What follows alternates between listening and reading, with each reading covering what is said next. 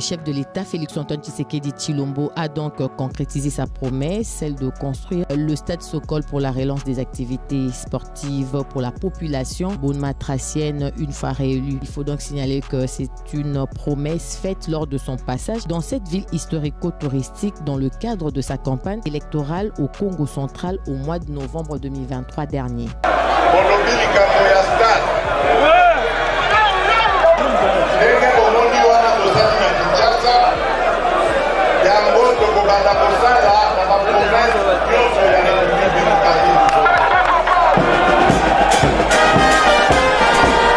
C'est donc le gouverneur du Congo central, Dr Guy Bandondongidi, envoyé spécial et représentant personnel de Fachi en province, qui donc a procédé à la pose de la première pierre au cours de cette cérémonie, marquant bien évidemment le lancement des travaux de construction du stade Sokol de Boma, dont les travaux seront exécutés par l'entreprise Mongo International. Voilà, donc au nom de toute la communauté de Boma, au nom de la communauté sportive, et la communauté des bénéficiaires du sport roi qui m'entoure aujourd'hui. Nous voulons adresser nos remerciements les plus sincères à l'endroit de son Excellence le Président de la République, M. Félix-Antoine Tshisekedi, d'avoir réalisé une promesse de campagne. Il avait promis à tous les enfants, les fils et les filles de Boma, qu'il allait réaliser sa promesse, vu que c'était une demande de la communauté.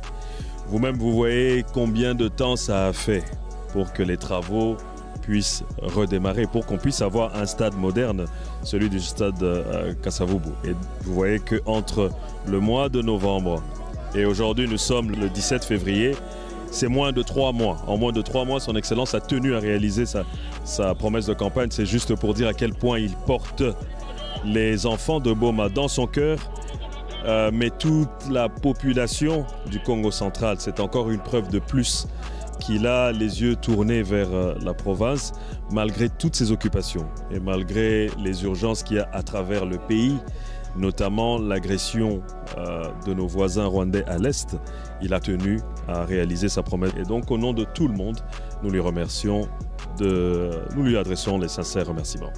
Hier, stade Sokol de Boma, à ce jour, stade Kasavubu. Voilà donc un geste très considérable des décideurs pourvu d'honorer non pas seulement le feu premier président Joseph Kasavubu, mais aussi de toute sa famille, représentée d'ailleurs par sa petite fille Carole Kiatazabou, ministre provinciale du genre, famille et enfants, qui jette la sève vivifiante. Les impressions sont tellement bonnes.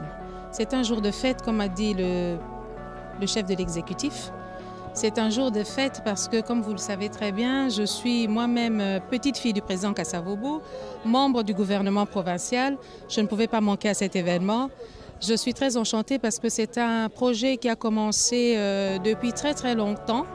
Et aujourd'hui, enfin, avec la promesse du chef de l'État, son Excellence Félix-Antoine Tshisekedi Tshilombo, notre président de la République, qui a pu réaliser ce projet, ce programme de réhabilitation, d'aménagement pour notre stade Joseph Président Kasavubu, au travers de notre gouverneur de la province du Congo central. Nous sommes enchantés. C'est une joie que je sois là. Président, il y a un club dauphin, noir, il y a Boma. Réaction nous anime par rapport à Dengue balancement et à travaux et à stade Sokol et Salami après plusieurs doléances. Oui, il y a d'abord un sentiment de joie qui nous anime et nous remercions le gouverneur qui vient de poser la première pierre pour construire le stade Nabiso Sokol, mais actuellement c'est le stade Kasavubu. Et nous sommes reconnaissants pour ce travail qu'ils vont entreprendre bientôt. Oui. Ex-Sokol Boma, 10 ans après, enfin on peut dire que les Bomatraciens auront un stade. Pouvez-vous nous rappeler son historique? Merci bien. Et donc pour la petite histoire, en 2013, sous la direction du feu gouverneur Mbadou, et à l'époque, nous étions déjà dans la cellule de passation de marché. Nous avons fait un appel d'offres et à l'époque, c'était l'entreprise Afritech qui gagnait ces marchés pour le stade, à l'époque, Sokol de Boma.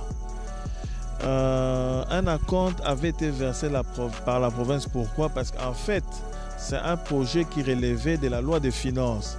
Et donc, en principe, c'est le gouvernement central qui devait financer ce travail.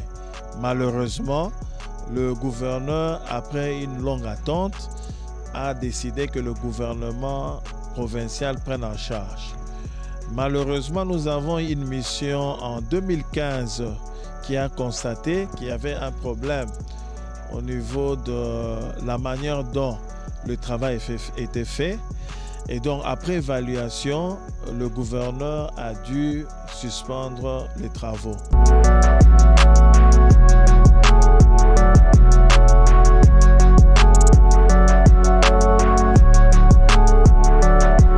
Merci à tous de nous avoir suivis. Aimez et abonnez-vous massivement à notre chaîne YouTube Tribeca Media. Au revoir et à la prochaine.